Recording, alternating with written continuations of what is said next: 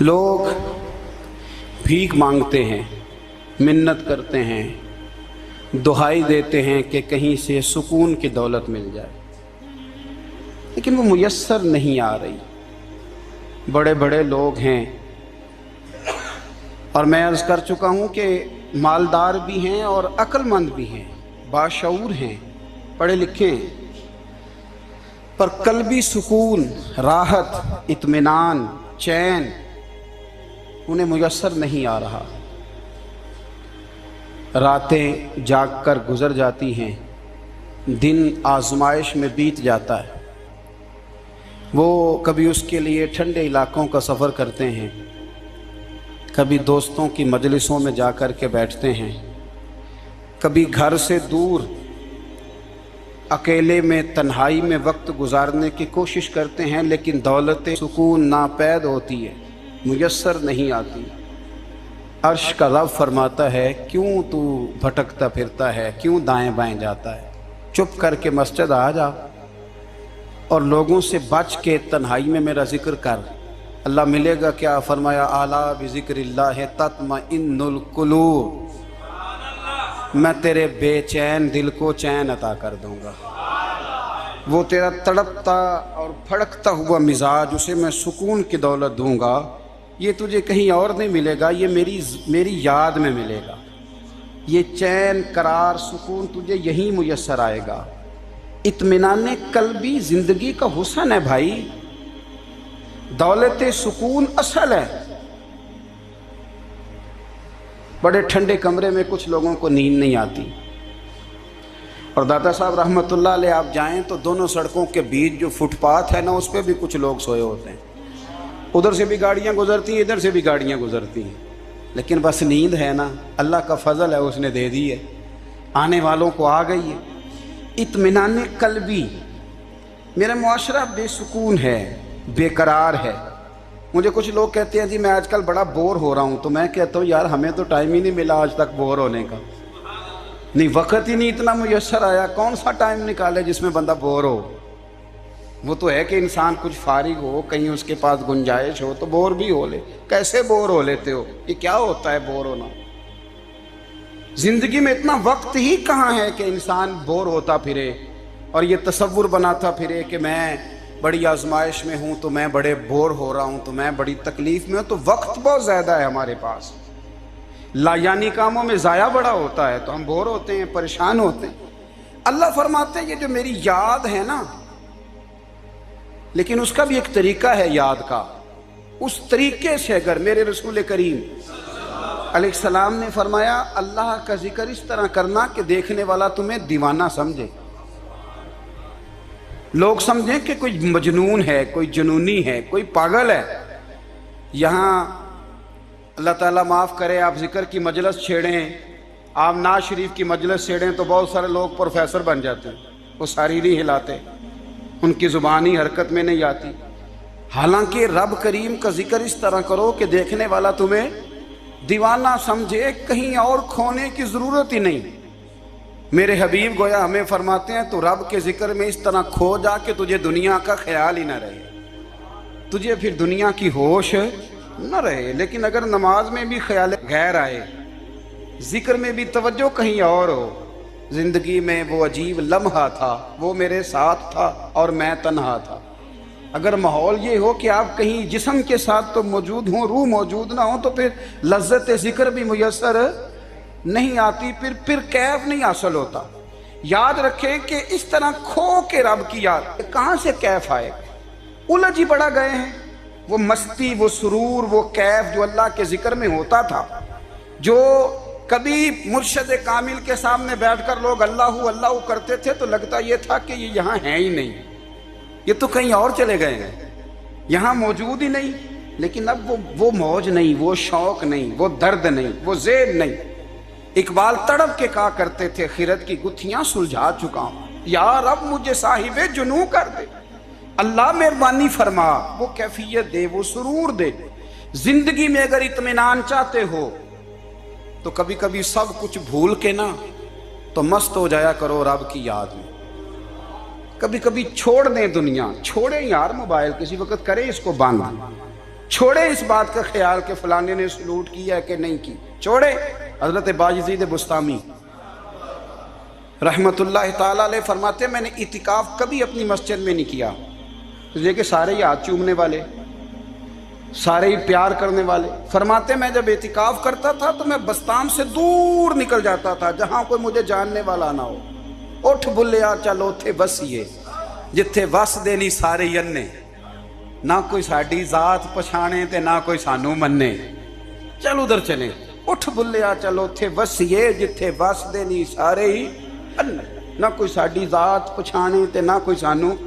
اتنا شوق ہے سلوٹ کرانے کا، اتنا شوق ہے تعارف کرانے کا، اتنا شوق ہے اپنا بتانے کا، تو یہ چیز غلبہ کر جاتی ہے، پھر نام رہ جاتا ہے، روح نہیں رہتی، پھر وجود رہ جاتا ہے، پھر باطن کی کیفیت نہیں رہتی۔ خدا را اپنے آپ کو بے چین نہ کرو، بے قرار نہ کرو، بے سکون نہ کرو، رب کی یاد میں آ جاؤ، درود و سلام میں آ جاؤ، نعت کے حسن میں آؤ، تلاوت کی دنیا میں آؤ، سجدوں کے نور میں آؤ۔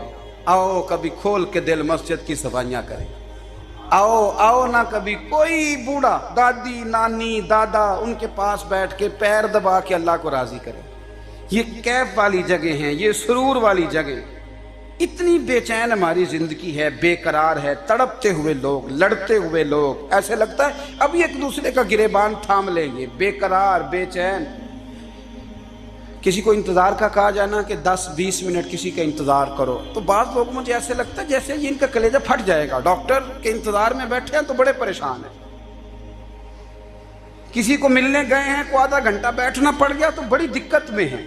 اپنے آپ کو سکون دیں۔ آپ یقین کریں بڑا مزہ آتا ہے، کبھی کسی کا انتظار کرنا پڑے تو 2-4 تسبیح درود شریف پڑھی جاتی ہے، یعنی ذوق بن جاتا ہے کہ چلو اللہ نے موقع دیا ہے، کوئی سرکار کو یاد کر لیں، تنہائی مل گئی۔ ہمارا مزاج جس سختی کا شکار ہے، وہ سختی آہستہ آہستہ ہمیں زیادہ آزمائش میں ڈال گئی۔ تو میرے بھائی زندگی میں اطمینان حسن ہے، اور وہ سب سے زیادہ اللہ کی یاد میں ملتا ہے، وہ سب سے زیادہ رب کریم کے ذکر میں۔ سب سے زیادہ جو چاہتا ہے نا دل ٹھنڈا رہے، زبان میٹھی رہے، وہ مدینے والے محبوب پہ درود و سلام پڑھا کرے، وہ حضور پہ درود و سلام پڑھا کرے، زبان میٹھی رہے گی۔ میرا ذاتی تجربہ ہے کہ جو آدمی اپنے اخلاق سنوارنا چاہے وہ حضور پہ درود شریف پڑھے، جو اپنے اخلاق سنوارنا چاہے، طبیعت کو ٹھنڈا رکھنا چاہے، وہ درود شریف پڑھے، اس کا دل سکون میں آئے گا۔ کچھ کام اور ہیں زندگی میں اطمینان کے لیے، ان کا ہونا بھی بڑا ضروری ہے۔ سب سے پہلے اگر آپ چاہتے ہیں نا زندگی میں سکون ہو تو حقیقتوں کا سامنا کرنا سیکھیں، آپ جو ہیں وہ رہنا سیکھیں، جو آپ نہیں ہیں وہ بننے کی کوشش نہ کریں۔ حقیقت کا سامنا کرو گے تو زندگی اطمینان میں آ جائے۔ ہم نے نا بہانے بنا لیے ہیں، ہیلے بنا لیے، جھوٹ کے سہارے اپنے آپ کو اونچا کر لیا۔ ایک آدمی سے کہا جاتا ہے تو رشوت نہ لے، تو کہتا ہے میں غریبوں سے نہیں لیتا۔ تو میرا سوال یہ ہے کہ امیروں کا حساب لینے کی اللہ نے تیری ڈیوٹی لگائی ہے، تیرے ذمہ لگایا ہے کہ تو امیروں کا حساب کر، تمہیں کیا ضرورت پڑی ہے؟ ہم نا بہانہ کرتے ہیں، رشوت لینے والے کا الگ بہانہ ہے اور سفارش والے کا الگ بہانہ ہے۔ حقیقت کا سامنا کریں، حقیقت کا۔ جو میرے ذمہ داریاں ہیں وہ میں نے پوری کر لی، جو آپ کی ذمہ داریاں ہیں وہ آپ جان نہ چھڑائیں، حقیقت پسند بنیں۔ میرے رسول کریم، پھر پڑھیے درود شریف صلی اللہ تعالی علیہ وسلم۔ حضور صلی اللہ علیہ وسلم نے فرمایا کہ میری بیٹی سیدہ فاطمہ الزہرا رضی اللہ تعالی عنہا صرف جنتی نہیں، جنتی عورتوں کی سردار ہے۔ لیکن حضور نے یہ بھی فرمایا کہ فاطمہ یہ خیال رکھنا اگر اللہ نے حساب پوچھا تو حساب تم نے خود دینا ہے۔ حقیقت کی طرف توجہ کرائی حضور نے، وہ صرف جنتی نہیں، جنتی عورتوں کی سردار ہیں، پر حقیقت کی جانب توجہ۔ میں حقیقت یہ ہے کہ اگر مالک نے حساب پوچھا تو اس کی تیاری بھی کرنی ہے۔ دیکھیں نا ہمیں کچھ یقین نہیں، اللہ معاف کرے کہ ہمارا حساب کیسا ہوگا، لیکن کتنے آزاد ہیں۔ یعنی بڑی دلیری سے بندے کہتے ہیں فجر نہیں پڑھتا جی، 3 پڑھتا ہوں جی، شاہ رہ جاتی ہے جی، کپڑے صاف، بڑی دلیری سے۔ اور سیدہ فاطمہ الزہرا نے ساری رات مصلی باز رکھا ہے، حالانکہ انہیں یقین تھا کہ رب مجھے بغیر حساب کتاب جنت دے گا۔ حقیقت کا سامنا کریں، جو حقوق آپ کے ہیں وہ آپ نے ادا کرنا ہے۔ جو ذمہ داریاں ہیں وہ ذمہ داریاں ہیں. دیکھیں نا حضرت موسیٰ کلیم اللہ علیہ السلام کے پاس اسرائیل روح نکالنے آئے تو حضرت موسیٰ نے تھپڑ مارا، آنکھ نکال دی. واپس گئے، اللہ انہوں نے تو جلال فرمایا ہے، کہا موسیٰ علیہ السلام سے کہیے بیل کی پشت پر ہاتھ رکھیں، جتنے بال ان کے دست مبارک کے نیچے آئیں گے اتنے 1000 سال ان کی عمر بڑھا دی جائے گی. یعنی میرے کان میں کوئی بتا دے کہ جناب 60 سال بڑھ گئی، یا آپ کے کان میں کوئی کہہ دے تو خوشی ہوتی ہے کہ نہیں؟ لیکن یہ حقیقت پسندی نہیں، اس لیے کہ 60 بھی گزر جائیں گے، 70 بھی، یہ حقیقت نہیں. حضرت موسیٰ کلیم، چلے میں مثال دیتا ہوں، سمجھ لے 10 بال، حالانکہ بہت زیادہ آتے ہوں گے، 10 بال اگر حضرت موسیٰ کے ہاتھ کے نیچے آئے تو 10,000 سال تو عمر بڑھ گئی نا. 10 یعنی 10 سال نہیں، 10 100 نہیں، 10 بہت زیادہ تھی نا. حضرت موسیٰ کلیم اللہ علیہ السلام سے آ کے عرض کیا گیا حضور بیل کی پشت پر ہاتھ رکھیں، جتنے آپ کے ہاتھ کے نیچے بال آئیں گے اتنے 1000 سال عمر بڑھ جائے گی. تو حضرت موسیٰ نے حقیقت پسندی والی بات کی، فرمایا پھر کیا ہوگا؟ 10,000 سال کے بعد پھر کیا ہوگا؟ کہا حضور جانا تو پھر بھی ہے. فرمایا پھر ابھی چلتے ہیں. اگر جانا ہے نا، جانا ہے تو پھر، اگر جانا ہے تو پھر ابھی. اور سجنوں اگر نماز پڑھنی ہے تو ابھی کیوں نہیں؟ اگر داڑھی رکھنی ہے تو پھر رمضان کا انتظار کیوں کریں؟ ابھی کیوں نہیں؟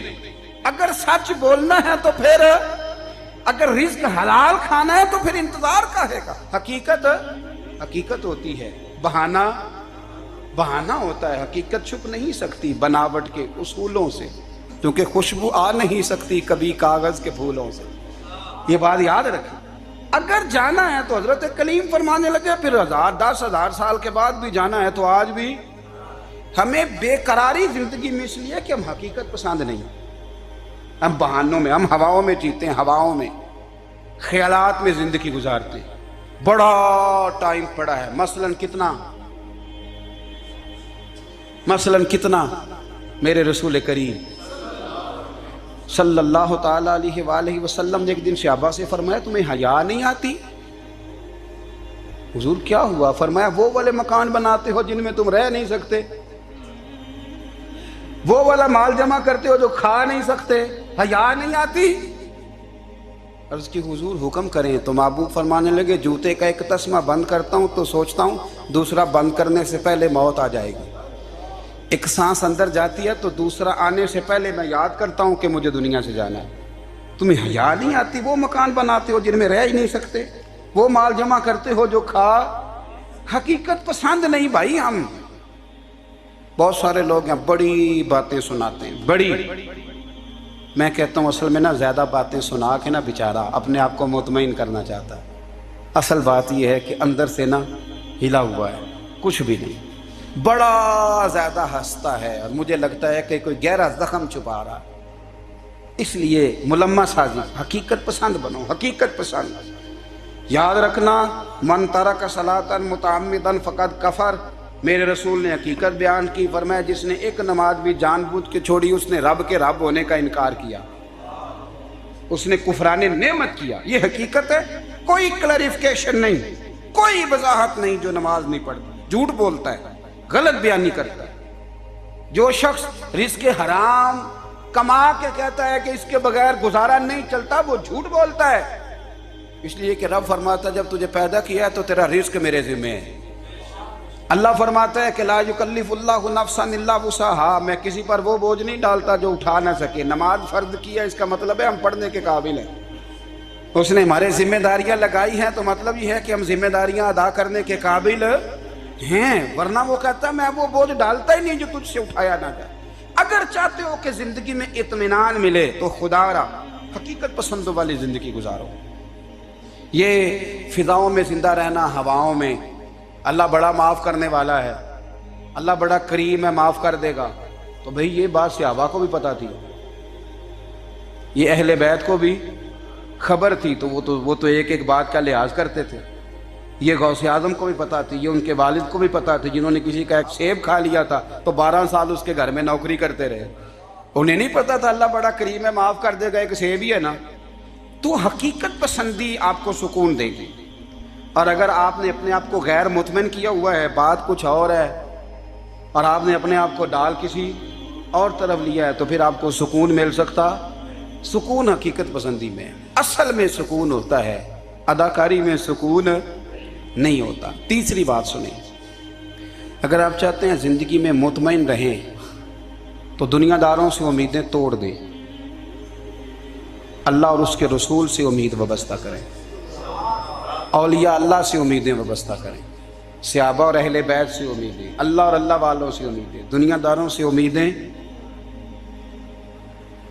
آپ کو پتہ ہے دنیا دار کی تباہی کب ہوتی ہے؟ جب انہیں خوش آمدی مل جاتا ہے۔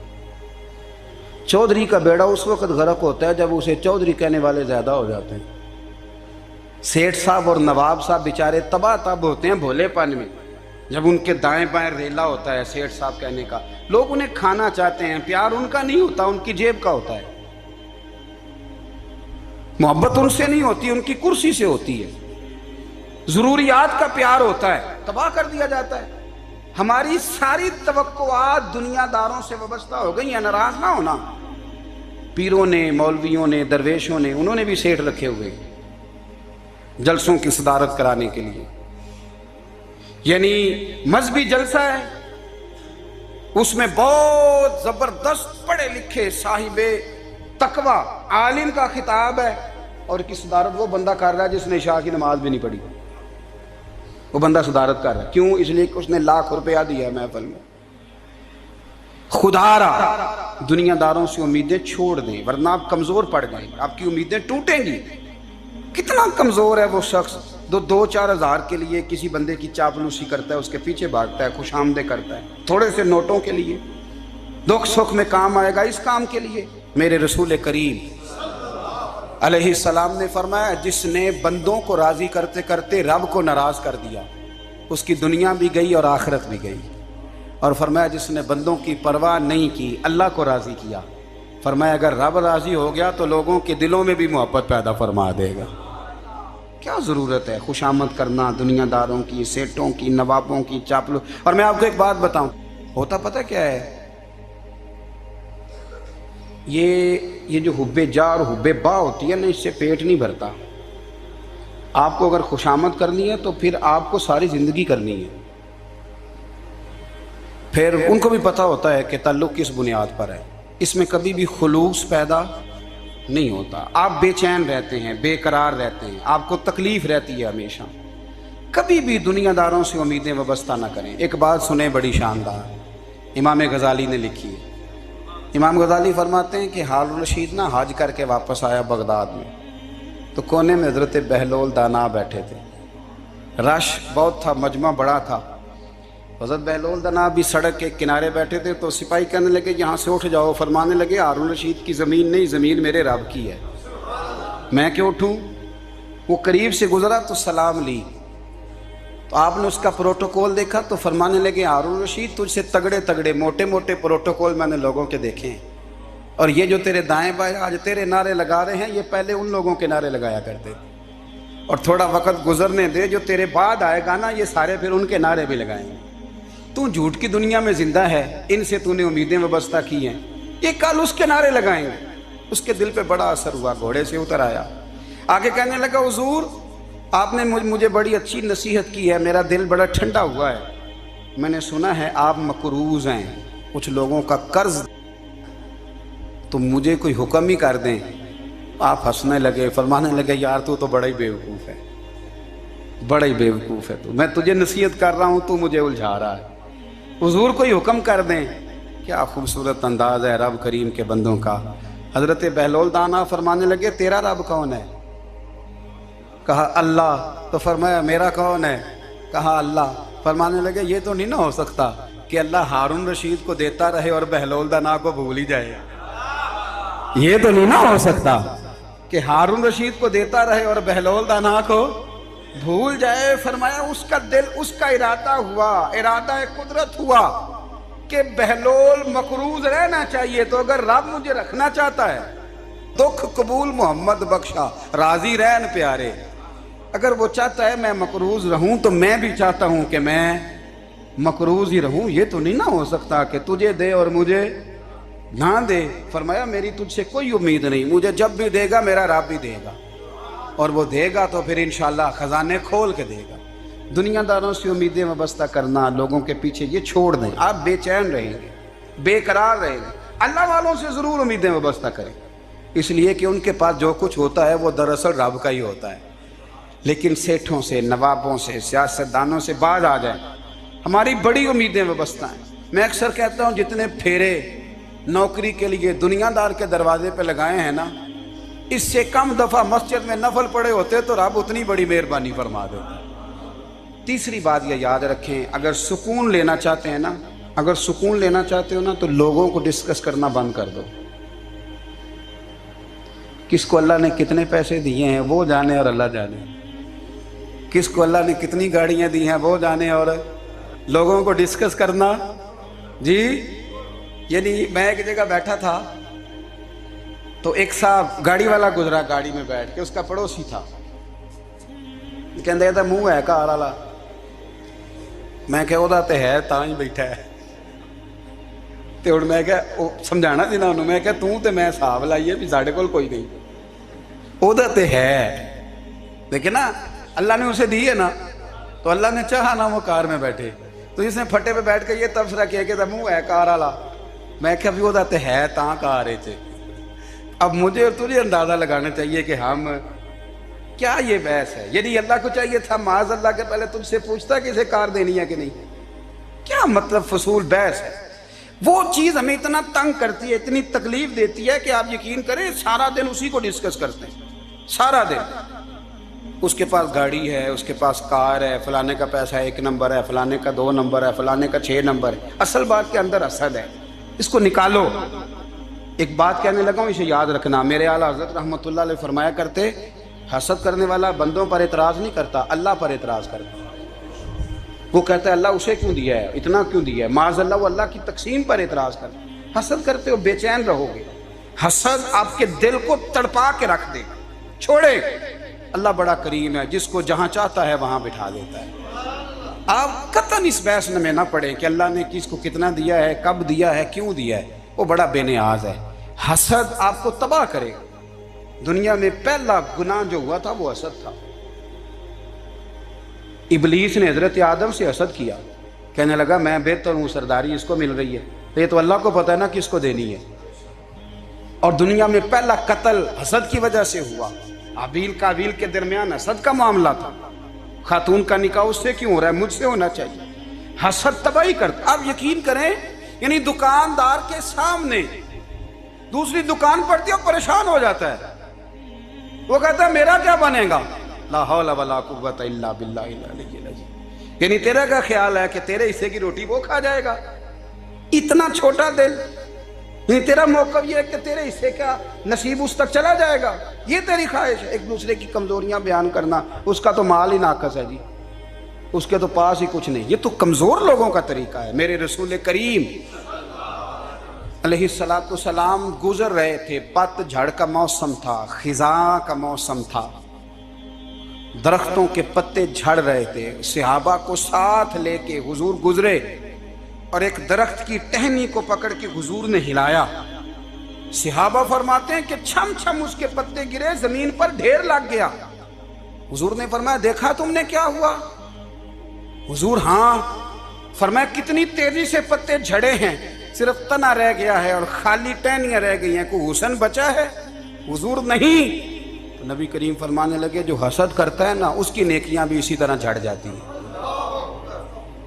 اسی طرح۔ اور ایک جگہ حضور فرمانے لگے جس طرح راکھ لکڑی کو آگ کھا جاتی ہے، جس طرح لکڑی کو آگ، جب آگ کھا جائے تو پھر لکڑی کو لکڑی نہیں کہا جاتا، راکھ کہا جاتا ہے، کوئلہ کہا جاتا ہے، اس کی اصل باقی یعنی اسے کھائی جاتی ہے۔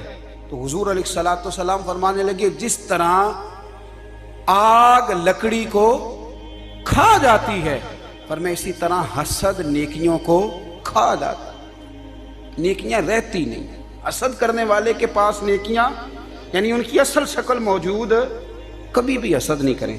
اللہ کی تقسیم ہے، جس کو چاہے جب چاہے جتنا چاہے عطا کرے۔ اور چوتھی بات میرے بھائی، کبھی بھی بغض نہ پیدا کریں. بغض والے لوگ بے سکون رہتے ہیں. بہت ساری کمزوریاں ہمارے اندر ہوتی ہیں نا، پھر اللہ ہماری روزی تو نہیں نہ بند فرماتا. یہ تو نہیں کہتا کہ زمین سے نکل جاؤ. اگر یہی والا معاملہ ہو جو ہمارا ہے کہ شادی پہ اس نے میرے ساتھ برا سلوک کیا تھا، اب ساری زندگی بغض رکھنا ہے. اگر یہی معاملہ فرشتے اللہ کی بارگاہ میں کہیں کہ یا اللہ اس نے فلانے دن شراب پی تھی، اب اس کو زمین میں نہیں رہنے دینا، نظام زندگی چلے گا. تو اگر اللہ ہمیں معاف کرتا ہے تو ہم بندوں کو معاف کیوں نہیں کرتے؟ آپ یقین کریں اتنی لمبی عداوتیں، اتنا لمبا حسد، اتنا لمبا بغض، اتنا لمبا. حدیث میں نے پڑھی، میں حیران رہ گیا. میرے نبی کریم علیہ الصلوۃ والسلام نے فرمایا اپنی بیوی سے کبھی بغض نہ رکھنا. اگر اس کی ایک بات ناپسند ہو تو اسے چھوڑ کے وہ بات دیکھو جو تمہیں پسند ہے. میں اس حدیث کو پڑھ کے سوچنے لگا کہ کیا بیوی کا بھی بغض رکھتے ہیں لوگ؟ اب حضور نے کہا ہے تو اس کا مطلب ہے لوگ بیوی کا بغض بھی رکھتے ہیں. اب اس پر استدلال کر کے مجھے کہنا پڑے گا کہ سسرال والوں کا بغض بھی رکھتے ہیں. کہنا پڑے گا کہ بھائی کے سسرال والوں سے بھی بغض رکھتے. اس حدیث کی روشنی میں سمجھا کہ لوگ بھابھی کا بغض بھی رکھتے ہیں. بغض، ورنہ عادتیں تو ہماری بھی کئی بری ہوتی ہیں. اگر عادات ایک وجہ بنے اختلاف کی تو عادتیں تو ہماری بھی کئی بری ہیں، لیکن ہم اپنی بری عادتوں سمیت اپنے آپ سے پیار کرتے ہیں، اور سامنے والے کی ایک بھی عادت بری ہو تو اس سے بغض رکھتے ہیں. بغض نہ پیدا کریں. میرے نبی پاک علیہ الصلوۃ والسلام نے فرمایا کچھ چیزیں تمہارے دین کو مونڈ ڈالیں گی، تباہ کر دیں گی، کاٹ دیں گی. حضور کون سی؟ فرمایا حسد، تکبر اور بغض. یہ تمہارے دین کو تباہ کر دیں.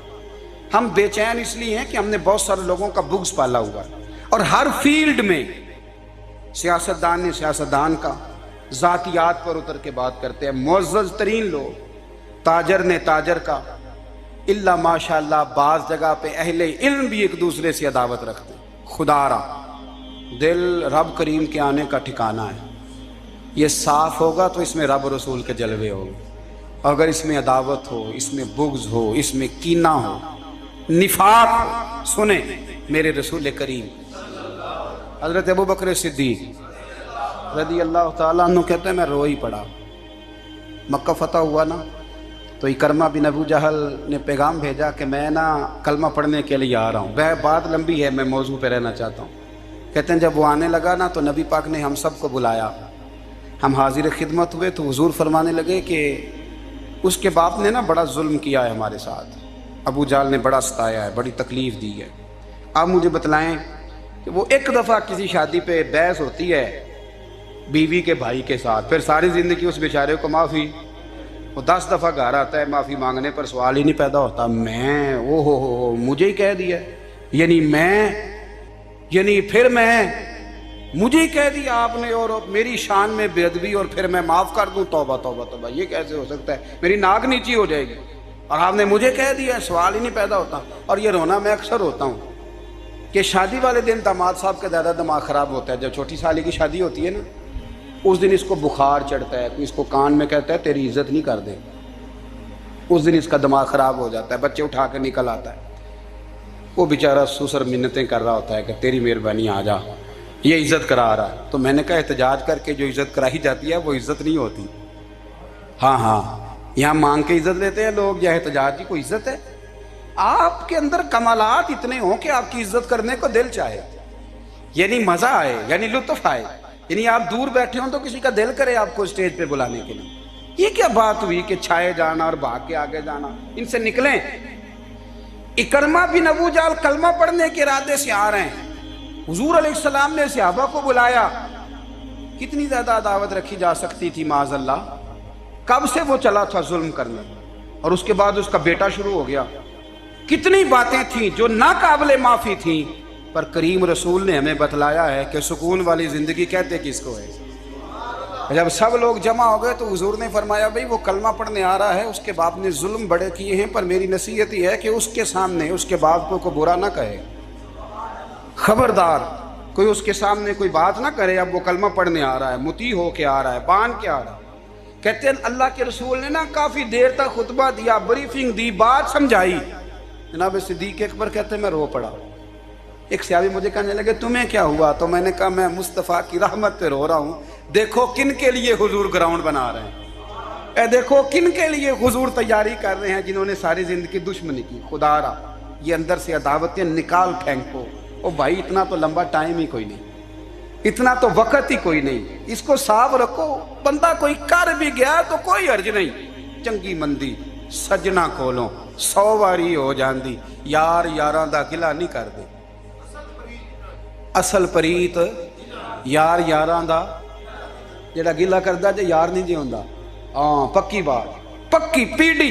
میرا ایک سنگی مجھے آ کہنے لگا فلانی جگہ بندہ یہ بات کر رہا تھا، میں کہ تو اوتھے ہی سے سوندا سے تم ہی نال ہی سے، میرا تو سجن بات سن ہی نہیں سکتا۔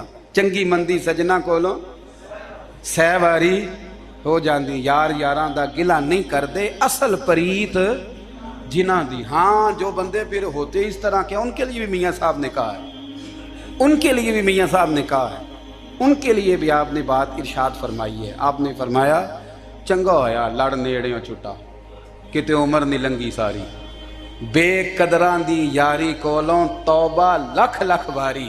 او چنگا ہویا لڑ نیڑیوں چھٹا، کتے عمر نہیں لنگی ساری۔ جو اس طرح کا تھا نا شکوے کرنے والا، بغض رکھنے والا، فرمایا بے قدران دی یاری کولوں توبہ، یعنی لاکھ تے لاکھ کنے ہو گئے، یعنی 2 لاکھ باری توبہ کی تھی انہوں نے، گنی نہیں جا سکتی جتنی میاں صاحب نے توبہ کر دی۔ بے قدرے دوست، بے قدران دی یاری کولوں توبہ لکھ لکھ باری، چنگا ہویا لڑ نیڑیوں چھٹا، کتے عمر نہیں لنگی ساری۔ تو مہربانی کریں، ایک تو اگر آپ مطمئن رہنا چاہتے ہیں تو کبھی کبھی نا مست ہو کے ذکر الہی کریں، مست ہو، وہ والا ذکر نہیں جس میں آپ موبائل بھی دیکھ رہے ہیں اور کہانیاں بھی۔ میرے سامنے کو بندہ جمعے والے دن یا تقریر کے درمیان تسبیح لے کے بیٹھ جائے تو میں اس سے پوچھتا ہوں تو دو کام ایک ٹائم جکے پہ کرنا ہے؟ میری بھی بات سن رہے ہو، تسبیح پڑھی تو ممکن ہی نہیں۔ تسبیح تو تسبیح ہے، جب وہ ہوگی تو پھر کوئی اور کام سوال ہی نہیں پیدا ہو۔ ایک تو ذکر کریں محو ہو، دوسری بات حقیقت کا سامنا کریں۔ آپ اگر مطمئن رہنا چاہتے ہیں تو حقیقت پسند بنیں۔ تیسری بات حسد چھوڑ دیں، دوسروں کو ڈسکس کرنا چھوڑ دیں، آپ یہ دیکھیں کہ اللہ نے مجھے کیا کچھ دیا، اس پہ راضی رہیں۔ اور چوتھی بات عداوت چھوڑ دیں، سینے میں کینہ چھوڑ دیں، آپ کی زندگی مطمئن ہو جائے گی، آپ خوشحال رہیں گے۔ وہ جو آپ لفظ کہتے ہیں نا کہ میں بور ہوں، میں پریشان ہوں، اس سے آپ نکل آئیں گے۔ اللہ ہمیں محبوب کی غلامی میں زندہ رکھے، غلامی میں موت۔